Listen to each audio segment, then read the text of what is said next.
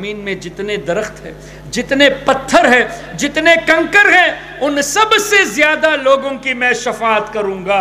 اس کا مطلب ہمارے نبی جانتے ہیں کہ زمین میں کتنے درخت ہیں، ہمارے نبی جانتے ہیں کہ زمین میں کتنے پتھر ہیں، کوئی بھی چیز میرے نبی سے چھپی نہیں ہے۔ اللہ اکبر۔ تو ہم جب مالک یوم الدین پڑھیں گے تو اللہ کی تعریف کے ساتھ ہم کو یہ بھی ذہن میں آئے گا کہ اللہ تعالیٰ روز جزا کا مالک ہے، لیکن اللہ تعالیٰ اپنے حبیب کی شان وہاں دکھا رہا ہے، اور حضور جب شفاعت فرمائیں گے اس کے بعد اللہ تعالیٰ لوگوں کو جنت میں بھیجے گا۔ اور حضور نے یہ بھی فرمایا، شفاعتی یوم القیامت حق، میری شفاعت قیامت کے دن یہ حق ہے۔ شفاعتی یوم القیامت حق فمن لم یؤمن بها لم یکن من اہلہا، جو میری شفاعت پر ایمان نہیں رکھتا اسے شفاعت نہیں ملے گی۔ تو الحمدللہ ہم مسلمان ہیں، ہم حضور کی شفاعت کے امیدوار ہیں۔ هو الحبیب الذی ترجى شفاعته لكل حول من الاحوال مقتحم۔ سبحان اللہ۔ تو جو حضور کی شفاعت پر ایمان نہیں رکھتا اس سے ہم کیوں جھگڑا کریں؟ اس لیے کہ حضور نے خود فرمایا جو میری شفاعت کو نہیں مانتا اس کے لیے میری شفاعت نہیں ہے۔ اللہ اکبر۔ ہم مسلمان حضور کی شفاعت کو مانتے ہیں، انشاءاللہ ضرور ہمیں ہمارے نبی کی شفاعت ملے گی۔ تو میں یہ عرض کر رہا تھا، ہمارے نبی صلی اللہ علیہ وسلم نہ صرف یہ دیکھتے ہیں کہ پیچھے لوگ کس طرح رکوع اور سجود کرتے ہیں، بلکہ حضور کو یہ بھی معلوم کہ کس اخلاص کے ساتھ نماز ادا کی جاتی ہے۔ اور ہمارے نبی صلی اللہ علیہ وسلم نے یہ بھی فرمایا کہ میں قیامت تک ہونے والے جتنے واقعات ہیں، جو کچھ ہو رہا ہے، جو کچھ ہونے والا ہے، 10 سال کے بعد کیا ہوگا، 100 سال کے بعد کیا ہوگا، 1000 سال کے بعد کیا ہوگا، قیامت تک کیا ہوگا، میں ایسے دیکھ رہا ہوں جیسے اپنی ہاتھ کی ہتھیلی دیکھ رہا ہوں۔ سبحان اللہ۔ تو ہمارے نبی صلی اللہ علیہ وسلم دنیاوی زندگی میں فرماتے ہیں کہ میں دیکھ رہا ہوں، اور مسلم شریف کی حدیث میں نے دیکھ لیا ہے۔ اُرِدْتُ عَلَيَّ أَعْمَالُ أُمَّتِي، تو ایڈوانس میں دیکھ لینا یہ کتنا بڑا معجزہ ہے۔ پھر ہمارے نبی نے یہ بھی فرمایا، علمی بعد وفاتی کا علمی فی حیاتی، میرا علم، کس کا علم؟ حضور کا علم۔ میرا علم دنیا سے جانے کے بعد جیسے دنیا میں میرا علم ہے ویسے میرے جانے کے بعد بھی میرا علم ایسے ہی ہوگا۔ تو ہمارے نبی دنیا سے پردہ کرنے کے بعد بھی جانتے ہیں کیا ہو رہا ہے۔ کیوں؟ خود فرمایا علمی بعد وفاتی کا علمی فی حیاتی۔ اب ہمارے نبی تو فرماتے ہیں کہ میں دنیا سے پردہ کرنے کے بعد بھی جانوں گا کہ کون کیا کر رہا ہے، اور وہاں بھی کہتا ہے کہ حضور کو نہیں معلوم۔ ہم ان کی بات کو سنیں یا نبی کی بات کو سنیں کہ میری امت کے اعمال میری قبر میں مجھ پر پیش کیے جائیں گے، میں میری امت کے نیک عمل کو دیکھ کر اللہ کا شکر ادا کروں گا، اور گناہوں کو دیکھ کر ان کے لیے میں اللہ کی بارگاہ میں بخشش کی دعا کروں گا۔ حیاتی خیر لکم ووفاتی خیر لکم، میرا دنیا میں رہنا بھی بہتر اور میرا دنیا سے جانا بھی بہتر۔ وہاں بھی کہتا ہے کہ نبی انتقال کر گئے، معاذ اللہ مر کر مٹی میں مل گئے، حضور کہتے ہیں کہ میرا دنیا سے جانا بھی تمہارے لیے بہتر ہے۔ تو ہم حضور کی بات کو سنیں یا دیوبندیوں کی بات کو سنیں؟ کیا اسماعیل دہلوی نے اپنی کتاب صراط مستقیم میں یہ نہیں لکھا کہ نبی مر کر مٹی میں مل گئے؟ اللہ اکبر۔ کیا رشید احمد گنگوہی نے جو دیوبندیوں کا لیڈر ہے، کیا اس نے یہ نہیں لکھا کہ اللہ جھوٹ بول سکتا ہے؟ اور رشید احمد گنگوہی نے یہ بھی لکھا کہ رحمت للعالمین یہ ہمارے نبی کا خاص ٹائٹل، خاص لقب نہیں ہے۔ اور خلیل احمد امبیٹوی نے اپنی کتاب براہین قاطعہ میں لکھا کہ شیطان کا علم حضور کے علم سے زیادہ ہے۔ اور اشرف علی تھانوی نے ہمارے نبی کے علم کو جانور کے علم جیسا مثال بتایا، بچوں جیسا بتایا، پاگل جیسا بتایا، تو اس طرح یہ جو گستاخی کرتے ہیں ان کے لیے ہمارے نبی بخشش کی دعا نہیں کریں گے، جبکہ ان کے یہ عمل بھی ہمارے نبی دیکھ چکے اور آج بھی دیکھ رہے ہیں، تو یہ کہتے ہیں کہ حضور کی کوئی شان نہیں۔ حضور فرماتے ہیں وفاتی خیر لکم، میرا دنیا سے جانا بھی تمہارے لیے بہتر ہے۔ تو ہم تو نبی کی بات کو سنیں گے۔ اچھا کیوں بہتر ہے؟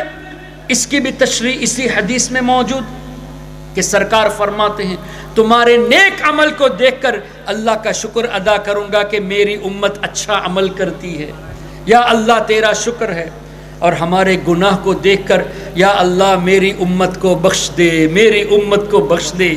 کتنے رحمت والے ہمارے آقا، پیدا ہوئے تو بھی امت کی بخشش کے لیے دعا کیے، دنیاوی زندگی میں بھی ہمارے لیے دعا کیے، اور دنیا سے جاتے وقت بھی ہمارے لیے بخشش کی دعا فرمائے، اور دنیا سے جانے کے بعد آج بھی روضے انور میں ہمارے لیے بخشش کی دعا کرتے ہیں۔ کتنی رحمت والے ہمارے نبی صلی اللہ علیہ وسلم۔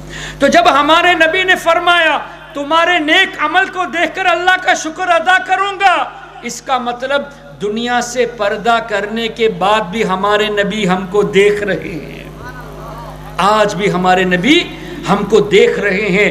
اب قرآن سے حدیث سے اتنی وضاحت ملنے کے بعد اگر کوئی وہابی یہ کہے کہ حضور نہیں جانتے تو وہ قرآن کے نام پر جھوٹ بولتا ہے، وہ حدیث کے نام پر بھی جھوٹ بولتا ہے۔ اور قرآن کی تفسیر میں یہاں تک آیا وَعَلَّمَكَ مَا لَمْ تَكُنْ تَعْلَمْ، اللہ نے فرمایا اے حبیب جو کچھ آپ نہیں جانتے تھے ہم نے آپ کو سکھا دیا۔ حضور جانتے ہیں، ہمارے مفتی صاحب قبلہ یہ جانتے ہیں کہ اس آیت کی تفسیر میں آپ تفسیر قرطبی دیکھ لیجئے، آپ تفسیر بیضاوی دیکھ لیجئے، آپ تفسیر جلالین دیکھ لیجئے، آپ تفسیر نصفی دیکھ لیجئے، بڑی بڑی تفسیر کو دیکھ لیجئے، مفسرون نے لکھا کہ اللہ نے حضور کو دنیا کا علم بھی سکھایا، قیامت کا علم بھی سکھایا۔ اللہ نے حضور کو لوگوں کے دلوں میں کیا ہے دمائر القلوب یہ بھی سکھایا، اور منافقین جو پلاننگ کرتے ہیں، جو مکر قید کرتے ہیں، تو کئی دل منافقین یہ بھی اللہ نے حضور کو بتا دیا کہ منافق کے دل میں کیا ہے ہمارے نبی جانتے ہیں، مومن کے دل میں کیا ہے ہمارے نبی جانتے ہیں، اور دنیا میں کیا کیا ہو چکا، کیا ہو رہا ہے، قیامت تک کیا ہوگا، دنیا میں صرف نہیں آسمان میں کیا ہو رہا تھا، اب کیا ہو رہا ہے، قیامت تک کیا ہوگا، یہ سب اللہ نے سکھا دیا۔ مفسرون فرماتے ہیں علمی ما کان وما یکون الی یوم القیامہ، جو کچھ ہو چکا وہ بھی اللہ نے حضور کو سکھا دیا، اور قیامت تک جو ہونے والا ہے وہ بھی اللہ نے حضور پاک صلی اللہ علیہ وسلم کو سکھا دیا۔ تو اس کا مطلب وہابی تفسیر نہیں پڑھتا، وہابی قرآن ادھورا پڑھتا ہے، حدیث ادھورا پڑھتا ہے۔ الحمدللہ ہمارے سنی علماء، ہمارے مشائخ نے ہم کو قرآن اور حدیث کی روشنی میں ہمارے نبی صلی اللہ علیہ وسلم کی شان کو بیان فرمایا، اور وہ قرآن پڑھ کر حضور کی گستاخی بیان کرتے ہیں، وہ حدیث پڑھ کر حضور کی گستاخی بیان کرتے ہیں۔ آج یہ کہتے ہیں کہ آپ یا رسول اللہ کی صدا لگاتے ہیں، یہ شرک ہے، تو ہم ان سے کہتے ہیں کہ وہابیو تم ابن تیمیہ کو بہت زیادہ مانتے ہو، اور وہابی حافظ ابن کثیر کو بھی بہت مانتے ہیں۔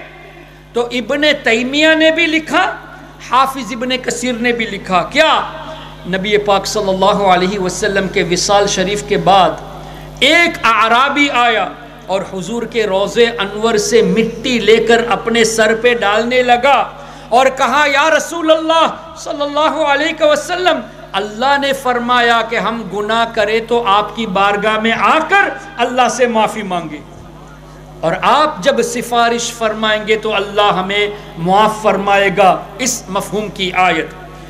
یہ ہمارے بزرگوں نے تو لکھا، ابن تیمیہ نے بھی لکھا ہے اپنی کتاب میں، جو وہابیوں کا امام ہے۔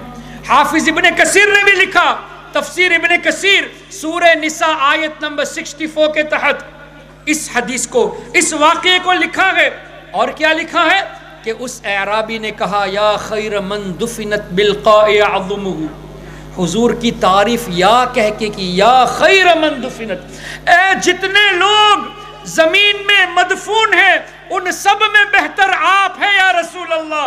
جب دنیا میں آپ ہے تو آپ سے بہتر کوئی نہیں، آپ جب زمین میں گئے تب بھی آپ سے بہتر کوئی بھی نہیں۔ اس طرح یا کہہ کے مخاطب کیا، تو یا کہنا شرک نہیں حضور کے وصال کے بعد۔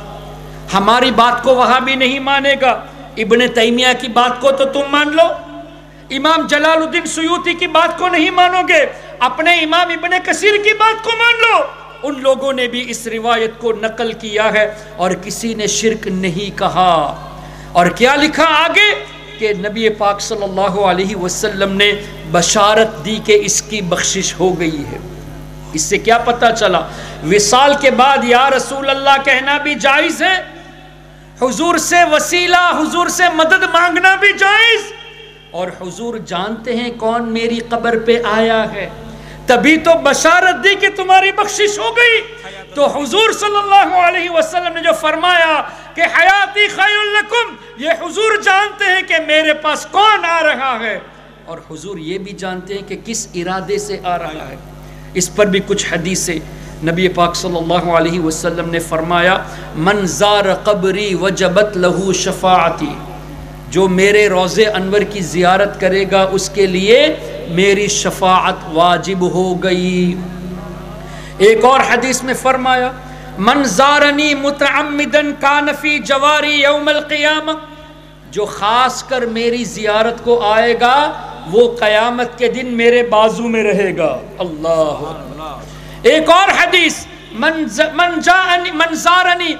جاءنی لا يعلمه اللہم صلی من زارنی متعمدا کان فی جواری یوم القیامہ، اور اسی طرح ایک اور روایت ہے کہ جو اس ارادے سے آئے کہ اس کے علاوہ اور کوئی ارادہ نہیں، میں اس کی شفاعت کروں گا۔ اللہ اکبر۔ تو نبی پاک صلی اللہ علیہ وسلم کی روضے انور میں روزانہ کیا ایک آدمی حاضری دیتا ہے؟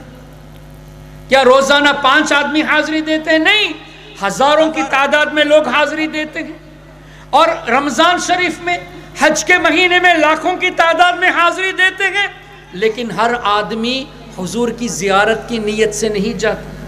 کچھ لوگ اس ارادے سے جاتے ہیں کہ مجھے مسجد نبوی میں نماز پڑھنی ہے اس لیے کہ ثواب زیادہ ہے۔ اے بے وقوف وہابی، اس مسجد میں ثواب زیادہ ہمارے نبی کے صدقے میں ملتا ہے، ورنہ اس مسجد میں نماز کا ثواب زیادہ کیسے ملے گا؟ اور کچھ لوگ اس ارادے سے جاتے ہیں کہ ہم اپنے گروپ کے لوگوں کا خیال کریں، کچھ لوگ اس لیے جاتے ہیں کہ لوگوں کو روکے، یا رسول اللہ مت کہو شرک ہے، صلاۃ والسلام مت پڑھو شرک ہے، یہ بدعت ہے، اور کچھ لوگ اس ارادے سے جاتے ہیں کہ یا رسول اللہ میں آپ کے لیے آ رہا ہوں۔ جب حضور نے فرما دیا جو میری زیارت کے ارادے سے آئے گا وہ میرے بازو میں رہے گا اور اس کی میں شفاعت کروں گا، کیا پتا چلا جو آدمی جس ارادے سے آتا ہے وہ سب ہمارے نبی جانتے ہیں کہ کون کاروبار کے ارادے سے آیا، کون مسجد میں نماز کے ارادے سے آیا، کون اپنے گروپ کے خیال کرنے کے لیے آیا اور کون میرے لیے آیا، یہ جانتے ہیں، تبھی تو فرمایا جو اس ارادے سے آئے گا اس کی میں شفاعت کروں گا۔ تو اس کا مطلب وصال شریف کے بعد بھی ہمارے نبی صلی اللہ علیہ وسلم ہمارے دل کو جانتے ہیں، اور وہاں بھی اس پر بھی اعتراض کرتا ہے کہ ایسا کیسے ہو سکتا ہے کہ ہمارے نبی ہمارے دل کو جانے، وہ بھی وصال کے بعد؟ تو ہمارا جواب بہت سمپل ہے۔ حجر اسود کا نام سنا؟ کیا ہے حجر اسود؟ جنتی پتھر ہے نا۔ کہاں پر ہے؟ کعبہ شریف میں ہے نا۔ ترمذی شریف، ابن ماجہ شریف اور دیگر صحاح ستہ کی حدیث میں دیکھ لے، نبی پاک صلی اللہ علیہ وسلم نے فرمایا قیامت کے دن حجر اسود ان تمام لوگوں کی شفاعت کرے گا جو اخلاص کے ساتھ اس پتھر کو چوما ہوگا۔ اب روزانہ کتنے آدمی پتھر کو چومتے ہیں؟ ایک آدمی کیا حجر اسود چومتا ہے؟ نہیں، ہر طواف میں ہزاروں لوگ اس حجر اسود کو چومتے ہیں۔ مسلمان بھی چومتا ہے، شیعہ بھی چومتا ہے، کافروں نے بھی چوما ہے، دیوبندی بھی چومتا ہے، وہابی بھی چومتا ہے، قادیانی بھی چومتا ہے، لیکن جنت میں کون جائے گا؟ مسلمان، جس کا ایمان پکا ہے، جو ایمان والا ہے وہ جنت میں جائے گا۔ اور ہمارے نبی فرماتے ہیں کہ حجر اسود ان کی شفاعت کرے گا جو اخلاص سے چوما ہوگا۔ اس کا مطلب حجر اسود کافر کی شفاعت تو نہیں کرے گا نا، مسلمان کی شفاعت کرے گا۔ تو روزانہ 1000 لوگ حجر اسود کو چومتے ہیں، مسلمان بھی ہے، شیعہ بھی ہے، کافر بھی ہے، لیکن شفاعت مسلمان کی کرے گا۔